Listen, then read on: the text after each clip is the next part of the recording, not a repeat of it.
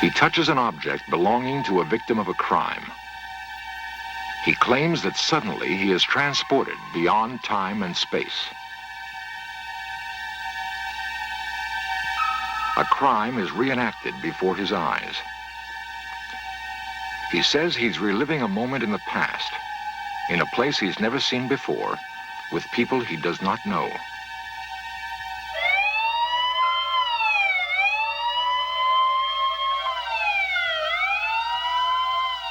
It has been a trance, but when it ends, psychic Peter Hurkos seems to have hard information. The name of the killer, the manner in which the victim died, and the time of death. 1, 2, 3. There were actually 3 people involved. 3 people. He calls himself a psychic detective.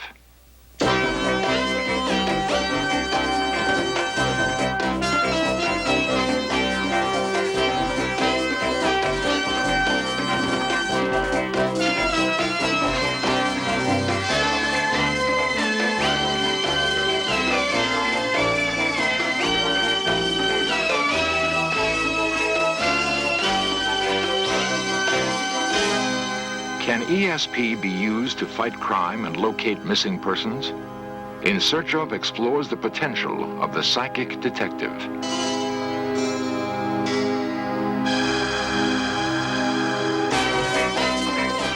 This series presents information based in part on theory and conjecture.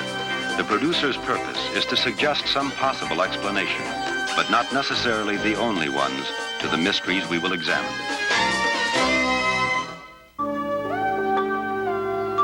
Chief Detective Robert Lowry has been with the Florissant Police Department in St. Louis for 23 years.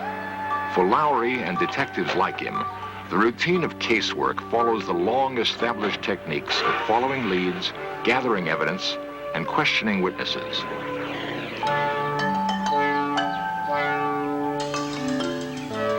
Two years ago, Bob Lowry broke with tradition in his effort to solve a kidnap case. The manager of a local store was reported missing, and after 3 weeks of investigation, Lowry could find no reason for his disappearance and no clues to his whereabouts. He was persuaded to try a new and strikingly unconventional investigative tool. We conducted a very extensive investigation. We exhausted all leads, and it was brought to my attention by a member of the television news media that we could possibly call in a psychic. My reaction to it at first, of course, is that I'm a police officer and police officers deal with fact, and I wasn't too receptive to this idea. But I agreed to it after the family members indicated their desire. The results were remarkable. The psychic accurately pinpointed the location of the victim and led the police to the site.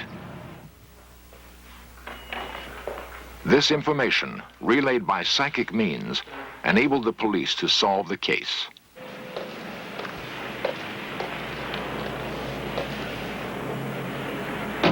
Extrasensory perception is the power of the mind to reach across time and space in a way that seems impossible. To know a thought when it has not been spoken. To see an event that has happened in a distant place. Scientists acknowledge that it exists, but don't understand how it works. Some believe it can be harnessed for practical use, and one way may be in the fight against crime. There are psychic detectives all over the country. The most well-known is Peter Hurkos, based in Los Angeles. Hurkos first visits the scene of a crime to get what he calls psychic impressions.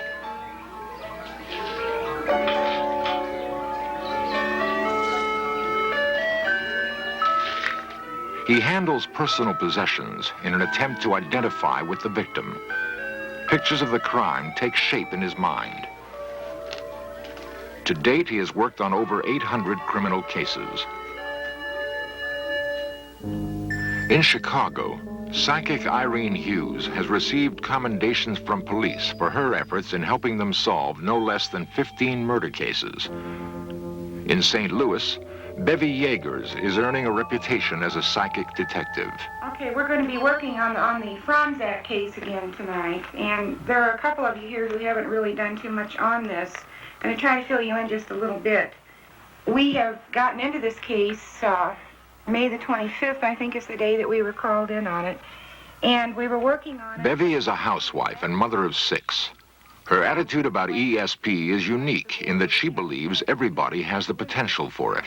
The astrology department seems to feel that there was a plot involving... 6 years ago, she founded a psychic rescue squad for the purpose of locating missing persons. Members of the squad hold down normal 9-to-5 jobs and meet in the evenings for casework. They have proved themselves so effective that they have qualified as licensed private detectives. Gotten a chance to work on it yet. A private detective agency is in itself kind of mysterious to the public, I suppose, and a private detective agency composed of psychics would be doubly so or more. We've had quite a job to do, as a matter of fact, in getting people to understand that we're not a bunch of mysterious kooks running around in robes calling down forces from the planet Mars to solve cases. At this particular time, there are about 18 of us in the metropolitan St. Louis area, and there are approximately 25 more around the country who have been trained by me. Because I have a picture of a... Each member of the squad brings his own specialty to the art of solving crime. People like Phyllis Deggendorf, a graduate student of nearby George Washington University. She claims that by meditating, she can relive the moment of the crime. I tune in very quickly to pain. I start getting feelings whenever I'm holding an object. Then it will develop into mental pictures. I still don't pick up death. Lillian, does the chart say death to you? Yeah. It says death. I just don't. Bevy, did they ever find out what cult or what semi-religious Indian group was associated with this case? Judith Krause uses a technique called psychometry. Okay, I started it, son. It's your turn. A housewife and mother, she claims that by holding an object belonging to the victim, she can identify with his experience.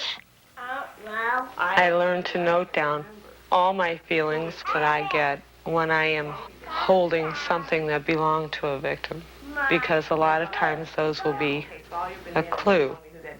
They feel it may be even... Judith and her husband Bob have been members of the squad for 2 years. This kind of thing. The National Star is looking into that, and they're going to let us know, yes.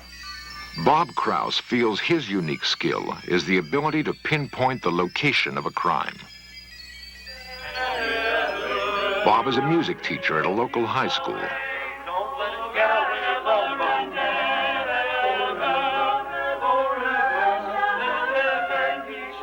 He says that he has learned how to overcome the barriers of time and space and actually project himself to the scene of a crime.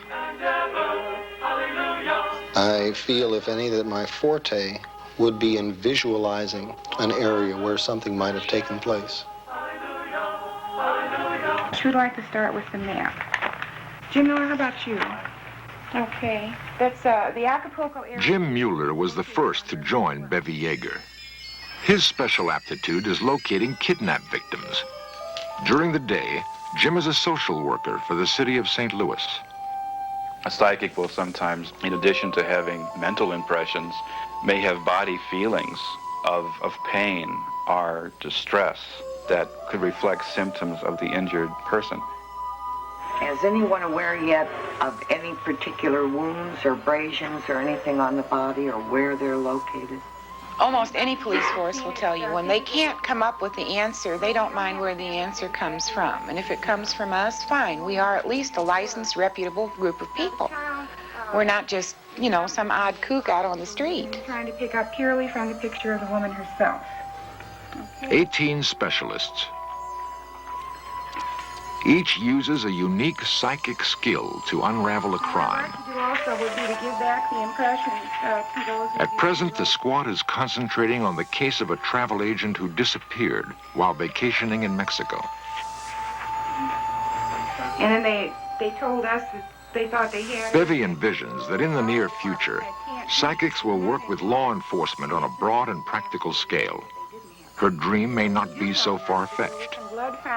In only a few short years, Bevy herself has emerged from obscurity to become a detective with a solid reputation. It all began in 1971. Bevy's work in crime detection was triggered by the baffling case of a missing housewife. I think we ought to get down there if we can. Well, that's good. Fine. Let's go.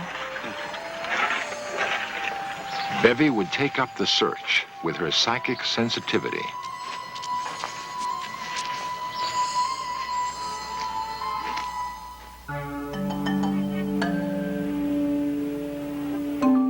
In 1971, the St. Louis police were baffled by the case of a missing woman named Sally Lucas.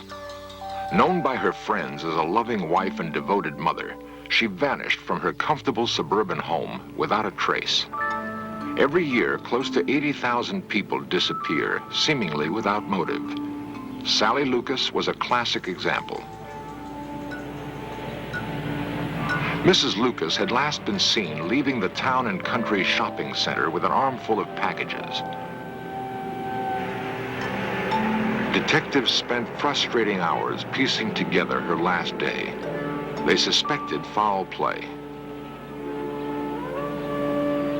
Police had scoured St. Louis but could find no clues to her whereabouts. 3 weeks from the day that Sally Lucas disappeared, Bevy Yeagers contacted the St. Louis Globe-Democrat, one of the city's leading newspapers. She had a hunch. Bill Fustel, the city editor, remembers her call well. So, police were at a dead end. There have been no evidence turned up. I'm not sure psychics are always accurate, but I do think that there is something to this. She touched some garments and a powder puff of the missing woman. And she said at that time that she described the woman whom she did not previously know. She described her fairly accurately: short hair, short of stature, didn't smoke much. And she said she got a picture of some policemen bending over the car near a large body of water. The next day, Mrs. Lucas' car was found on the Gulf of Mexico. I called Lieutenant Kiriakis, and I said, I want to do something unusual, if we can do it. And he said, what? And I said, I want to bring the psychic out and let her sit in this car and see what kind of impressions she obtains. Lieutenant Kiriakis has been with the St. Louis police for 18 years. The veteran detective was taken aback that Fustel wanted to bring a psychic into the case. Well, my real feeling was that he's got to be kidding or he's putting me on just a little bit. I really didn't think he was honestly serious at the time, but he was. But Mrs. Yeager asked if she could sit in the car. I kind of sat back and I thought, boy, this is really going to be something else. I'll be surprised if anything comes out of this. Psychics claim to be able to receive vivid impressions through the sense of touch. Sitting behind the wheel of the Lucas car, as Bevy demonstrated for us, a whole series of visual images flooded through her mind. She appeared to be lost in a deep trance.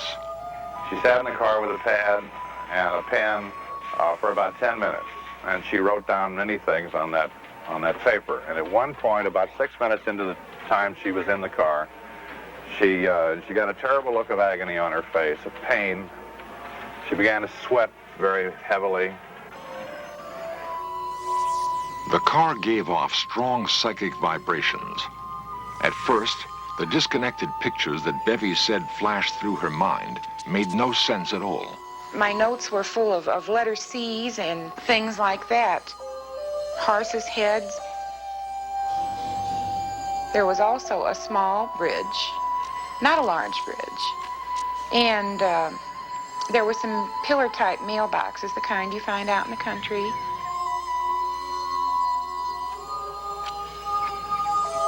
I was leaning forward to either put the key in the lock or pull it out of, and as I did that, I was struck a very, very severe blow on the right side of the head.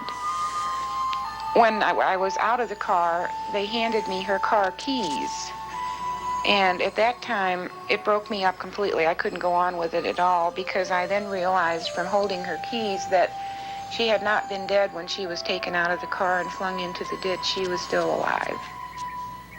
I think one of her first comments was that she felt an intense pain to the right side of her head. And then the other impression was water and a bridge and an airport. And then one of the last impressions was that of a horse, or something to do with a horse. The clarity of Bevy's vision compelled her to personally take up the search. She reasoned that the best place to begin was the locale that most closely matched her psychic impressions.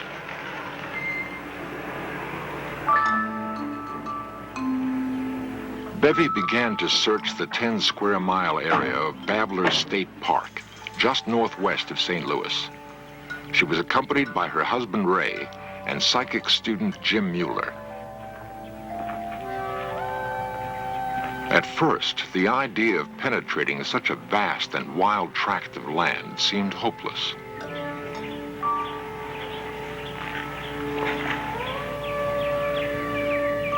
Hey, Ray. Hey, Jim, come here a minute.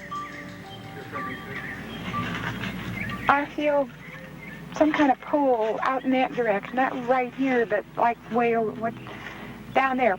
Can we get there from here? Yes, roundabout, but we can get there. Well, okay. Well, I think that's right. Let's go. Yeah, let's go. An inexplicable force inside Bevy's body seemed to pull her in a definite direction. She had no idea what she would discover in the thick underbrush of Babbler State Park. As Bevy, Ray, and Jim followed the psychic trail, they began to notice significant clues that corroborated the mental images Bevy had received in Sally Lucas' car.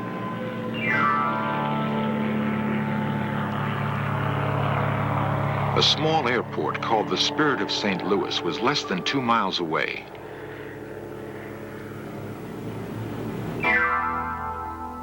The Babbler riding stables, then the road sign, Wild Horse Creek, intersecting Highway C. Could this have been the C that kept appearing in Bevy's notes? A row of pillar mailboxes confirmed that she was heading in the right direction. And then, the final clue, one that came chillingly close to her psychic vision. Now, there's a bridge up ahead. Maybe that's the place we ought to stop. The creek looks like it's crossing the road. Just pull on past the bridge. Maybe we ought to look this place over here. My notes were full of letter C's and things like that. Horses' heads. There was also a small bridge. And there were some pillar-type mailboxes, the kind you find out in the country.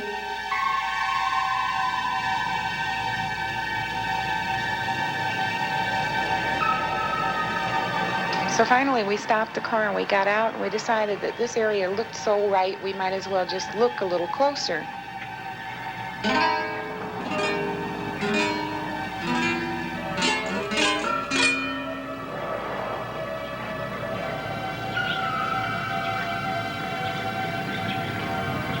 The terrain just looked right, it felt right.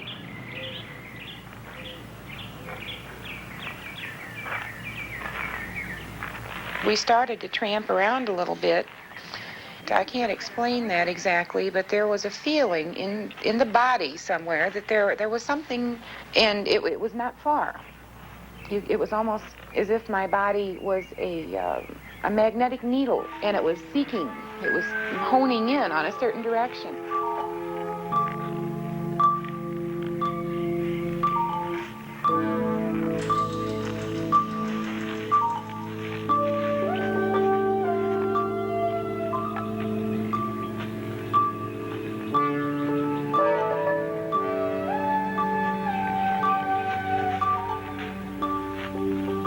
The date was September 4th, 1971. They searched until the light became too dim to see any longer. Bevy was sure she was within a hair's breadth of finding the body and planned to return to the site the next morning. But the following day, a torrential rainstorm hit St. Louis and prevented Bevy from continuing her search. 2 days later, Mrs. Lucas' body was washed out of a gully in Wild Horse Creek. The body was less than 150 feet from where Bevy Yeagers had been searching.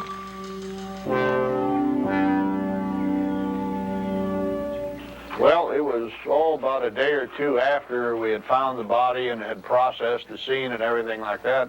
And it came to me right then. I said, my God, everything she told us on that day in the car before we found Mrs. Lucas came true. The horse, which was Wild Horse Creek Road, the airport, which is close by, the water, and the bridge. And also, on the right side of her head, the skull was crushed.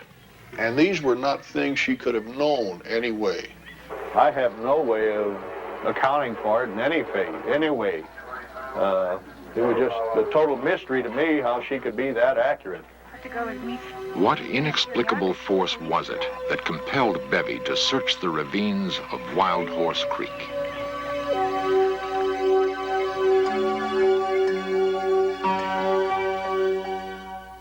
Sandy Franzak is an American girl from our city who was with a group of travel agents going down to Acapulco. It's right on Bevy and the Psychic Rescue Squad are continuing their casework on a national level. They feel they are moving closer to solving the case of the missing travel agent. Yes, in their search of the beach that they feel is Sandy's, but it hasn't been 100% identified by her roommate as having been what she had on when she left. It is not inconceivable that the role of the psychic detective could have major consequences for law enforcement in the United States. If the technique of using ESP to pinpoint crime and ferret out criminals can be developed on a broad and practical scale, it may become a deterrent to anyone contemplating a criminal act. This, it seems, may not be beyond the power of the mind.